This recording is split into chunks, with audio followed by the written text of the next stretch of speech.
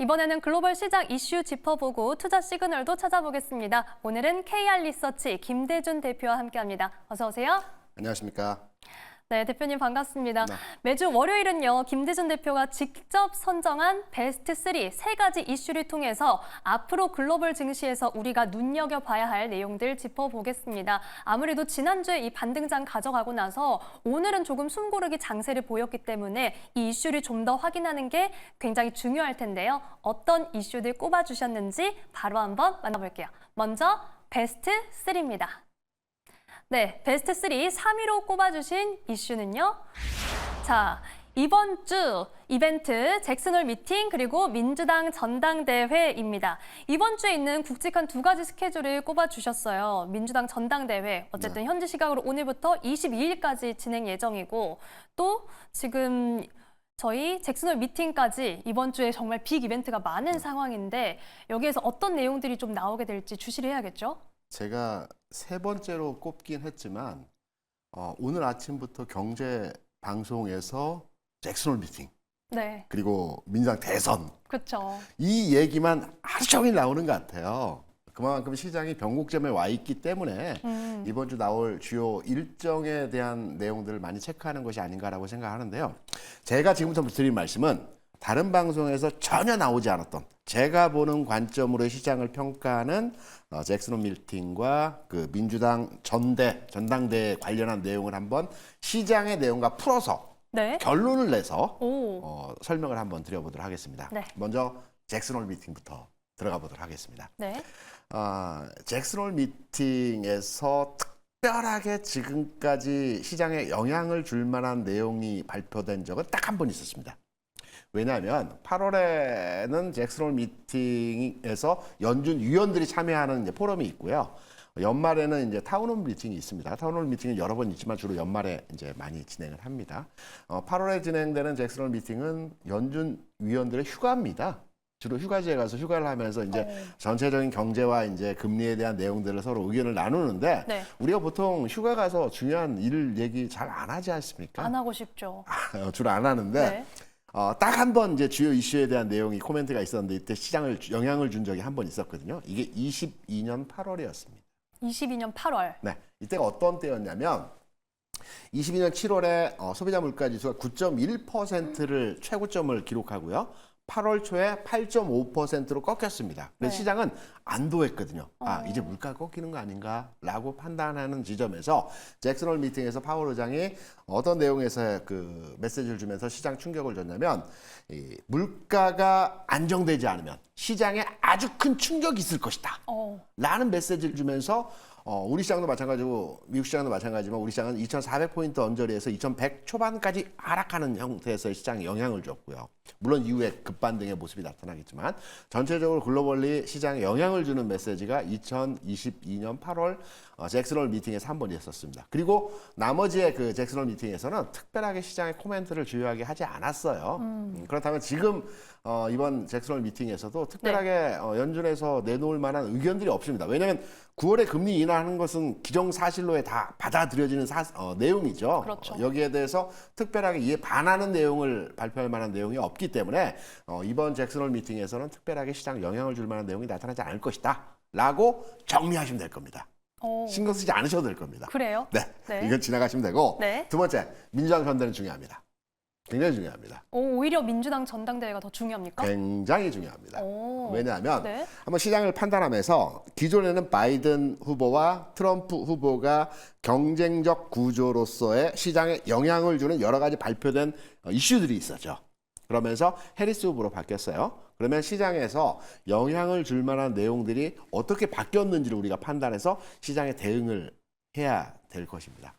바이든 후보와 해리스 후보는 뭐 아직까지 그 정책적으로 결을 같이 한다는 게 시장의 중론이에요. 구체적인 정책이라든가 어떤 자기 의견에 대해서 아직 정확하게 발표하지 않았기 때문에 대략적으로 우리가 바이든 후보가 지향했던 정책에 대해서 이어받아서 추진할 것이다라는 지점으로의 해석을 하고 있거든요. 그런데 민주당과 공화당의 정책은 시장의 유동성을 공급한다는 측면은 동일하지만 방법적으로 다릅니다. 그래서 누가 되느냐에 따라서 시장 영향도가 달라요. 쉽게 말씀드리면 민주당을 보게 되면 기존에 이제 그 바이든 대통령이 시장에 유동성을 공급하는 방법은 어떻게 시장에 돈을 풀었냐면 일단 시장에 채권을 매각을 합니다. 발행된 채권을 매각을 해서 매각되어지면 달러가 들어오지 않겠습니까? 네. 들어온 달러를 통해서 SOC 투자라든가 또는 뭐 시장에 SOC 투자를 통해서 노후된 설비들을 교체하고 시장에 직접적으로 돈을 푸는 형태로의 진행을 하게 됩니다. 이럴 때는 금리가 약간 높은 수준의 고금리 수준을 유지하게 됩니다. 왜냐하면 가지고 있는 채권을 매각하는 과정에서 높은 금리로의 매각을 하기 위해서 금리 수준이 잘 안 빠지고 높은 금리 수준을 유지하는 형태에서의 모습을 보여주는 경우가 많아요. 국내 시장 같은 경우는 최근에 주가가 좋았던 전력기기 업체들 같은 경우에 SOC에 투자를 많이 하고 정부에서 직접적으로 모든 사업에 대해서 그린 에너지라든가 전력기기 교체라든가 이런 SOC와 그린 에너지 정책을 추진하기 때문에 여기에 수출을 하는 기업들이 또 우호적으로 주가 상황에서 반영이 되겠죠. 네. 반면 트럼프 행정부의 그 시장에 유동성을 공급하는 방법은 기업의 법인세를 인하한다든가 또는 양적 완화를 통해서 기업의 회사채를 사주는 형태로의 진행을 합니다. 이유는 트럼프 후보가 부동산 기업을 보유하고 있고 부동산 그렇죠. 사업을 하지 않습니까? 네. 부동산 사업은 조달 금리에 굉장히 민감합니다. 은행으로도 조달을 해서 부동산을 사고 부동산을 개발하고 여기에 투자를 해서 돈을 벌어들이는 사업이다 보니까 은행 금리가 높으면 본인이 하고자 하는 사업에 대해서 좀 부자연스럽습니다. 그렇기 때문에 금리가 낮아야 돼요. 그래서 시장에 직접적으로 투여하기보다는 기업에 영향을 주는 여러 가지 정책들을 시장에 발현을 시킵니다. 이러한 형태로 그 유동성을 공급하는데 이럴 때는 금리가 좀 내려가는 형태에서 시장의 전체적인 분위기가 만들어집니다. 그렇다면 우리가 큰 틀에서 시장의 내용을 보게 되면 금리가 내려가는 것이 아무래도 우리 시장에는 조금 더 긍정적인 요인이 될 수 있기 때문에 금리와 시장 유동성을 공급하는 부분에 있어서는 트럼프 후보가 조금 더 우리 시장과는 맥을 같이 하고 결을 같이 하면서 유리하다라고 볼 수가 있겠죠. 두 번째입니다. 두 번째는 대외 정책입니다. 대외 정책. 네. 해리스 후보의 정책과 관련된 대외 정책을 보게 되면 대중국 정책이죠. 우리가 이제 중국과 교역을 많이 하는 국가이다 보니까 아무래도 바이든 기존의 대통령이라든가 또는 트럼프 기존의 대통령 같은 경우에는 중국을 견제하고 미국 우월주의 정책으로 많이 진행을 했지 않습니까? 그런데 해리스 같은 경우는 중국에 대해서 조금 더 완화된 스탠스의 정책들을 추진했어요. 그리고 발언 자체도 두 이전의 후보들 대비해서 굉장히 유연합니다. 그래서 중국 정책에 대해서 기존과는 다른 흐름의 내용으로 진행할 가능성이 높다라고 판단이 돼요. 이렇게 되면 우리에게는 해리스 후보가 좀 더 이 부분에 대해서는 긍정적으로 시장에 영향을 줄 수 있는 내용에서의 흐름이 나타날 수 있다라고 판단이 되고 있어요. 그래서 금리의 문제냐 아니면 대중국과 대외 정책에 관련된 부분으로서 시장을 해석하느냐 요 관련성이 서로 간에 차별점을 두고 있기 때문에 네. 이번 민주당 전대 시장에 영향을 줄 수 있는 내용으로서의 흐름들이 굉장히 중요하다. 어떠한 내용이 발표되고 어느 후보의 우세점에 대해서 시장이 평가를 하는지에 대해서 시장의 종목과 시장 흐름 자체가 부분 변화하는 형태에서의 모습이 나타날 가능성이 아주 높다고 보고 있어요. 그래서 제가 말씀드린 이 내용도 하나의 주식 투자 관점에서 국내 시장을 투자하고 해외 시장 투자하는 측면에서 마찬가지입니다. 이 내용을 이제 참고하셔가지고 시장에 대한 대응을 하신다면 아마 제가 판단하는 아침부터 뭐 바로 직전까지 민주당 현대 잭슨홀 미팅 많은 얘기들을 했지만 이렇게 아마 풀어서 시장을 해석하고 내용을 말씀해 주시는 전문가분은 안 계셨을 거라고 판단이 되고 있고요. 제가 오랜 경험을 통해서 시장에 있으면서 이런 내용들이 시장에 영향을 주고 반응할 것이다 라는 측면으로 말씀드립니다.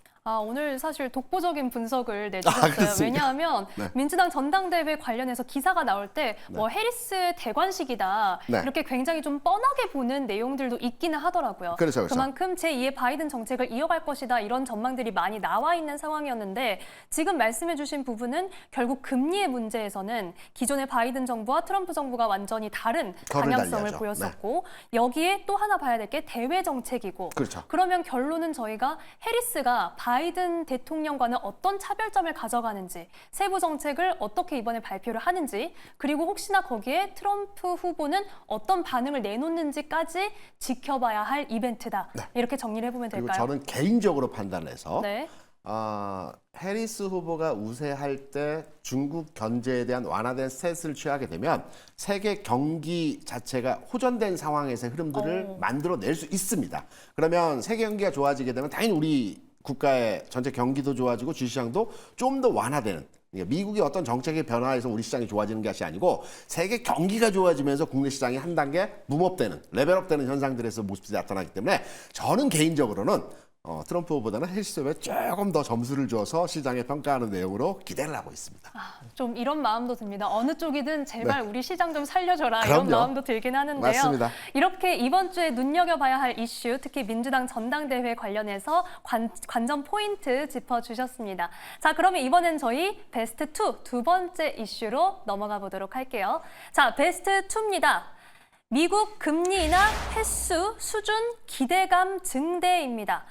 자, 금리 인하를 이번에 9월에 하는 건 어쨌든 기정사실화됐다라고 말씀을 해주셨는데 이번에 어떤 폭으로 할 것이냐라는 것도 지켜봐야 하고요. 그렇죠. 그리고 이번에 금리 인하를 시작하고 나서 올해는 몇 번이나 더 이어갈지, 앞으로는 어떤 기조를 유지하게 될지 네네. 이것도 굉장히 궁금하거든요. 굉장히 중요한 포인트고요. 9월의 금리 인하는 뭐 기정사실화처럼 지금 되어 있기 때문에 금리 인하 관련된 내용 첫 번째부터 짚어드리면, 과거 미국 시장에서의 흐름을 판단해 보게 되면 금리 인상하고 인하했던 시점이 두 번 정도 있었어요. 2008년 이후에 2009년, 10년 이때 금리 인상, 인하 시점이 있었고요. 2018년 전후로 해서 2.5%까지 기준금리를 올렸다가 여기서 내리는 시점에서의 상황이 있었습니다. 그런데 시장과 연동해서 금리의 방향성의 내용을 우리가 결합시켜서 해석을 해보게 되면 주식시장이 좋았던 시절은 금리가 인하되고 인하 이후의 시점이 아니고요. 동결 지점에서의 주식시장이 굉장히 좋았습니다.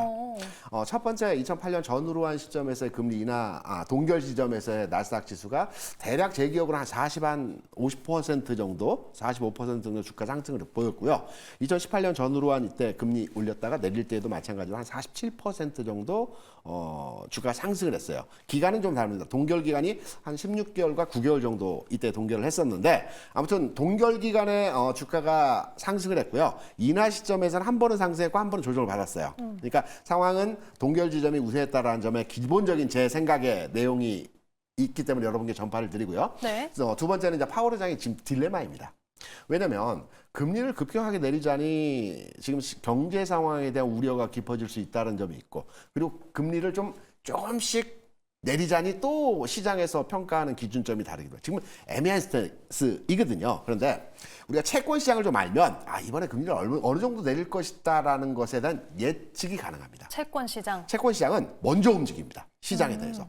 지금 미 10년 국채 수익률이 3.88, 3.9 정도 하고 있어요. 기준금리가 5.5%죠. 그러면 통상적으로 기준금리야 10년물 채권 수익률 간의 스프레드, 그러니까 편차, 공차는 대략 한 1% 정도 차가 진행이 됩니다. 그렇다면 지금 10년 국채 수익률은 시장에서 대략적으로 0.75 정도를 현재 인하에 대한 형성이에요. 그러니까 9월뿐만이 아니고 올해 안에 0.75 정도의 금리가 인하할 것이라는 게 시장 가격으로 지금 형성이 되고 있습니다. 그러면 9월에 0.5 또는 0.25를 할 수 있고요. 0.25를 하게 되면 3번을 할 수 있겠죠. 그렇죠. 0.5를 하게 되면 2번 정도 할 수 있을 것입니다. 제 시장에 대한 평가 기준으로 보게 된다면 9월에 0.5를 하고요. 11월에 0.25를 할 가능성이 높아요. 왜냐하면 12월에는 통상적으로, 관행적으로 금리에 대한 변화를 주지 않습니다. 왜냐하면 우리나라 마찬가지인데 12월에는 내년도 예산을 수립해야 되지 않습니까? 그렇죠. 그렇다라고 한다면 금리를 고정시키는 게 일반적 현상이에요. 우리나라 마찬가지, 미국도 마찬가지, 모든 글로벌리 전 세계 국가들이 연말에는 금리의 방향성을 바꾸지 않는 게 일반적인 관행이었습니다. 급격하게 시장의 변동성이 나타나지 않을 때를 제외하고는. 그래서 제가 판단하는 지점에서의 시장에 대한 올해 금리 인하는 0.75 정도 할 것 같고, 9월에는 0.5 정도 할 수 있고, 11월에 한 번 더 할 수 있는 형태에서 0.25 정도에서 올해 0.75를 할 것 같다. 왜? 시장에서 지금 국채 수익률 가격 자체가 이 가격을 반응한 형태에서의 수준이 진행이 되고 있기 때문에. 그렇다면 우리가 시장을 평가하는 기준에서 9월에 0.25를 할 수도 있고 0.5를 할 수도 있을 것 같아요. 상황에 따라서 이제 가격이 차는 다른데 네. 아마 제가 판단할 때는 0.25보다는 확률적으로는 지금 시장에서 0.25가 확률적으로 높은 그 수준으로 기대치를 가지고 있어요. 그러면 0.5를 하게 되면 최근에 그 미국 경기 우려에 대한 부담들이 다소 완화됐죠. 그러면 시장은 좀 더 상승 쪽으로 크게 반응하는 형태에서의 상황이 만들어질 것 같아요. 0.25를 하게 되면 금리나 0.25다 그러면 시장은 조금은 상승 반응 온도 차가 조금 작을 것 같다. 이런 내용으로 이제 시장 해석에 대한 부분을 접근하시면 될 것 같습니다. 네, 지금 결국 9월에 금리 인하를 하는 건 기정사실화가 됐는데 0.25를 할 것이냐, 0.5를 할 것이냐 네. 정말 궁금한 부분들이 많습니다. 어쨌든 만약에 0.5를 하게 된다면 이건 역으로 이제 채권 시장에서의 흐름을 봤을 때 올해 안에 0.75 정도를 하는 게 적절하다, 이 가격선이 맞다라고 네. 하면 0.5, 0.25 이렇게 두 차례를 하는 게 조금 더 합리적일 것이다? 좀 그럴 것 같다라는 말씀이시고. 채권이 어렵죠. 네. 제가 여러 가지 말씀을 드렸는데 이해도가 쉽지 않으시죠? 이해는 조금은 했는데 다시 한번 정리해 주시죠. 채권 시장이 조금 어렵습니다. 네. 제가 좀 쉽게 말씀을 한번 드려보겠습니다. 네. 지금 시장에서의 가격은 올해 0.75를 할 것이라는 게 가격이 지금 현재 형성이 되고 있어요. 시장의 컨센서스는 올해 2번을 할 수도 있고 3번을 할 수 있을지 모르겠지만 일단 가격으로 0.75를 할 것이다라고 예상을 하고 있어요. 시장에서는. 그러면 9월에 0.25를 할 수도 있고 0.5를 할 수도 있을 겁니다. 우리 뭐 전혀 모르는 사실이죠. 그렇죠. 그렇다면 시장에서의 반응도는 0.5를 하는 시점에서 지수의 상승 반응 각이 좀 클 것 같아요. 0.25보다는. 그래서 9월에 0.5를 하게 되면 9월에 상승폭이 클 거고요. 만약에 9월에 0.25를 하게 되면 9월보다는 시장의 상승, 가파른 상승의 터닝 포인트의 지점에서의 시점이 11월이 될 가능성이 높을 것이다.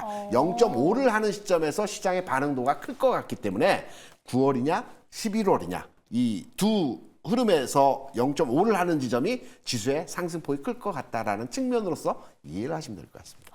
좋습니다. 결국 0.75에 대한 이야기를 0.25로 3번 나눠서 하느냐, 네. 0.5, 0.25로 나눠서 하느냐에 대한 얘기고 이것에 따라서 시장의 반응성 그리고 그렇죠. 반응이 오는 타이밍이 달라진다. 그렇죠. 12월 3번으로 나눌 확률은 좀 적습니다. 12월에는 관례적으로 금리에 대한 스탠스를 취하지 않았기 때문에 2번 할 것 같은데 네. 0.5를 어디에서 하느냐가 시장의 터닝 포인트의 큰 흐름에서의 지점이라고 생각을 하시면 될 것 같아요. 네, 좋습니다. 이렇게 금리 인하를 어느 정도로 할 것인지에 대한 예측도 저희가 함께 해봤는데 그런데 대표님, 네. 저희가 지난주에 또 눈여겨봤던 것 중에 하나가 네. 물가 지표잖아요. 그렇죠.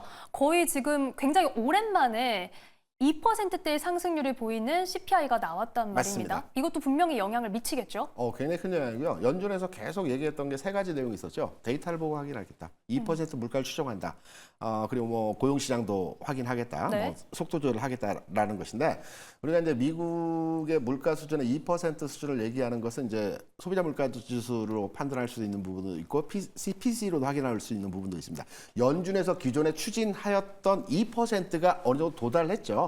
그렇다면 이제부터는 적극적으로 연준에서는 금리에 대한 스탠스를 변화하는 형태로의 진행이 될 것 같아요. 그래서 CPI 개선치가 굉장히 중요한 대목에서의 지표 발표였다라고 판단이 되고 있고요.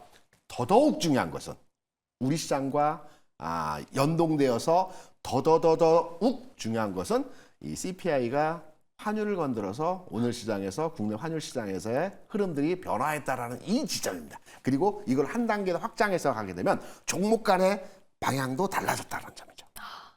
네, 결국은 여기서 그러면 첫 번째 이슈로 베스트 그렇죠. 원 이슈로 가장 바로 중요합니다. 넘어가도록 하겠습니다. 지금 대표님이 말씀해 주신 가장 중요한 이슈 베스트 원 바로 만나보시죠. 네, 베스트 원 이슈는요. 달러화 약세 전환, 저점 붕괴입니다. 자, 앞서 오늘 원달러 환율이 5개월 만에 최저치를 기록했다라는 소식 계속해서 전해드렸는데 결국은 이 7월 CPI에 영향을 받은 거다라는 말씀이시죠? 오늘 시장에서 그러니까 지난주에 발표가 됐지만 시장에서는 오늘 영향도를 준 것 같아요. 일단 그 전에 우리 국내 시장에서의 상황을 짧게 한번 짚어보겠어요. 네. 그간의 그 전력기기 업종이 굉장히 시장 내에서 강했죠. 근데 오늘 조정을 받았어요. 방산주도 마찬가지고요. 이게 이제 미국에 수출을 많이 하고 방산 수출을 많이 하는 기업들인데 환율 상황에서의 변화가 나타났죠. 최근 환율 상황에서의 변화는 1,350원, 1,380원, 1,380원 사이에서 왔다 갔다 하다가 오늘 1,330원대까지 추락을 했어요. 무려 20원, 장중에 20원 이상의 그 가격 그러니까요. 하락이 나타났습니다. 물론 네. 종가는 약간 들어올리긴 했지만 아주 큰 폭의 하락이었죠. 저점을 붕괴시키는 하락이었어요. 그래서 수출 관련 종목들이 오늘 장에서 약세 현상을 보여줬어요. 그러니까 이 부분이 추가적으로 진행될 경우에는 마찬가지로 수출 관련 종목들이 조금은 시장 내에서 그 하락의 요인으로 작용할 수 있는 현상들이 나타날 수 있다라고 판단이 되고 있고요. 반면에 매수주라고 판단할 수 있는 그간에 움직이지 않았던 유통주들, 이마트 같은 종목도 오늘 괜찮았어요. 그리고 뭐 백화점주들도 오늘 나쁘지 않았고요. 네. 그리고 일부 음식료 업종 같은 경우에도 오늘 장에서 플러스 선방하는 모습들에서의 상황들을 보여줬습니다. 그리고 오늘 뭐 특이 종목으로 시장에서 많이 거론이 되고 있는 NC소프트 같은 경우에도 크래프톤, 그러니까 게임주 내에서 형태를 보게 되면 NC소프트가 신작 발표도 있었지만 이 신작 발표에 대한 주가 반응도의 주가 상승이 아니라 NC소프트는 국내 유저가 많은 게임을 보유하고 있거든요. 크래프톤은 해외 유저가 많은 게임을 보유하고 있어요. 그래서 국내 국외, 그러니까 오늘 전체적으로 시장에서 수출 관련이냐 또는 국내 그 내수 관련주의냐에 대한 주가 차별 현상들이 많이 나타났어요. 물론 이외에 뭐 그 금융주들이 올라가는 네. 레벨업 관련된 그 기업 밸류업 관련된 내용들도 있었고 몇몇의 내용들이 있었지만 전체적으로 시장에 큰 축을 보게 된다라고 한다라면 수출과 내수 이 관점으로의 시장 흐름이 주시장에서 진행되었다라는 부분입니다. 그러면 앞으로 이 환율 상황에서의 그 흐름들이 어떻게 추가로 진행될지에 대한 부분이 굉장히 중요하겠죠. 오늘 장 중에 그러니까 그 장 시작이 아니고 장 중반에 달러 인덱스의 변화가 굉장히 크게 나타났어요. 101을 붕괴시켰습니다. 101을 붕괴시켰던 가격이 국내 원달러 환율로의 계산을 해보게 되면 1,300원입니다. 102 수준에서의 달러 인덱스 지수는 올 초와 지난해 연말 수준이에요. 이때 국내 원달러도 1,300원, 1,295원 요 수준에서의 상황이었습니다. 참고로 국내 주식시장의 가장 상승 요인으로서 적당한 환율 상황에서의 흐름은 1,150원입니다. 이 상황에서 국내 경기가 가장 좋습니다. 하지만 조금 더 업해서 1,250원 정도만 된다 하더라도 주식시장에서는 굉장히 긍정적으로 요인이 발현될 수 있습니다. 다만 주식시장에서는 변동성을 싫어합니다. 급격하게 시장에서 상품 가격이 움직이는 것을 위험 신호로 받아들이기 때문에 안정적으로 부드럽게 그래서 시장에서 연착륙 얘기들을 많이 하고 있죠. 맞아요. 안전하게 움직일 때는 시장이 긍정적으로 반전되지만 오늘같이 급격하게 움직일 때는 시장에서 위험이라고 해서 발을 빼요. 그래서 원래는 원달러가 하락할 때는 기관이 적극적으로 주식을 사야 되는데 오늘 기관이 관망을 했어요. 왜? 급격하게 움직일 때는 일단 관망하는 겁니다. 그리고 방향성이 만들어졌을 때 그때 주식을 사는 겁니다. 그러면 오늘 달러 인덱스, 달러 지수가 다소 반등을 주긴 했지만 102를 붕괴시키면서 전 저점을 깨버렸거든요. 최근 저점을. 그러면서 달러 N을 건드렸어요. 달러 N이 오늘 145엔까지 올랐죠. 최근 153에서 빠져서 143엔까지 왔다가 다시 150에 근처 왔다 145엔까지 내려왔어요. 그러니까 급격하게 최근 움직임이 진행되고 있는 상황에서 네. 글로벌리 모든 통화 상품의 움직임들이 진행되고 있습니다. 그래서 원달러는 하락하는 게 시장에서의 긍정적인 요인으로 작용될 수 있겠지만 오늘과 같이 급격하게 방향성을 가지고 한 번에 크게 움직일 때는 시장에 상승 요인으로 작용하기가 좀 부담스럽다라는 측면이고요. 그나마 다행스러운 건요. 변동성이 오늘 장에서 크게 나타났지만 그나마 시장을 아주 불안하게 볼 필요가 없다라는 점은 채권 시장입니다. 오늘 장 중에 달러 인덱스가 급격하게 변화하는 상황에서도 미 국채 수익률은 안정적으로 움직였어요. 그렇다면 반등을 준다는 얘기거든요. 좀 안정화된다는 얘기거든요. 시장에서. 오늘 미국장, 내일 국내장에서 마찬가지지만 환율 시장에서의 오늘 큰 폭 변화는 오늘 미국 시장과 내일 국내 시장에서의 상황 하에서 좀 안정화될 것이다. 그렇다면 어떤 의미로의 시장을 판단할 수 있느냐? 내일 국내 시장은 오늘은 전강 후약으로 밀리는 형태로의 시장 흐름이 나타났죠. 그랬죠. 그리고 하락 종목이 월등하게 많은 시장에서의 흐름이었습니다. 분위기 안 좋았습니다. 그런데 내일 장은 이러한 내용을 토대로 해서 시장을 해석을 하게 되면 오늘 장보다는 상당히 개선된, 그러니까 지수가 크게 올라갈 것이다 이 부분을 판단할 수는 없겠지만 지수가 뭐 5포인트, 10포인트 하락하더라도 오늘 장 대비해서는 기관이 시장에 들어오고 기관이 매수하는 장이 될 것이고 이런 과정에서 상승 종목이 드러나고 오늘 장보다는 시장이 긍정적으로 발현될 수 있는 상황에서 내일 장이 만들어질 것이다.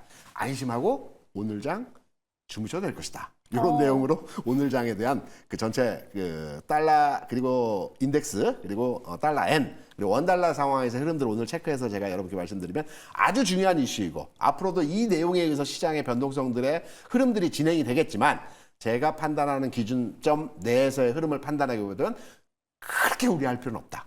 하락 과정에서의 한 차례 급락 과정이 나타났고 내일 장에서는 안정화될 것이다. 이 내용으로 해석할 수 있는 흐름으로의 이해를 하시면 될 것 같습니다.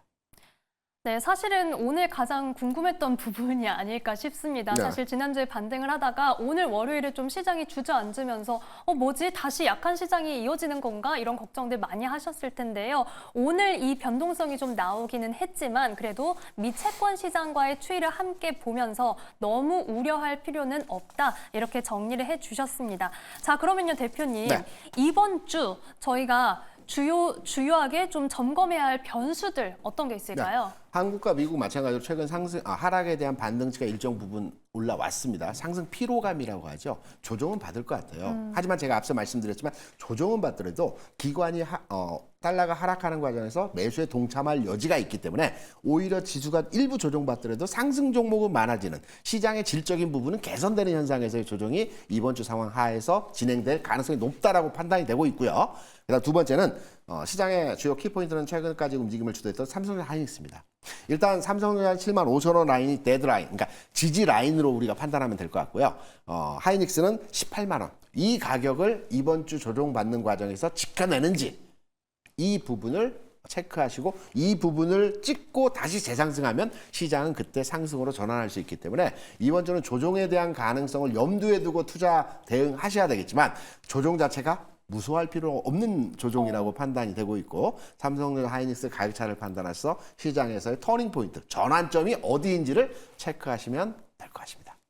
네, 이번 주에 지금 삼성전자 그리고 SK 하이닉스 등 이 시총 상위주들의 흐름을 보면서 조정이 나올 수는 있지만 지지력이 확인되는지 꼭 한번 지켜봐야겠습니다. 더불어 이번 주 금통위 등 이슈도 있으니까요. 함께 확인해 보시기 바랍니다. 지금까지 도움 말씀에 KR 리서치 김대준 대표와 함께했습니다. 고맙습니다.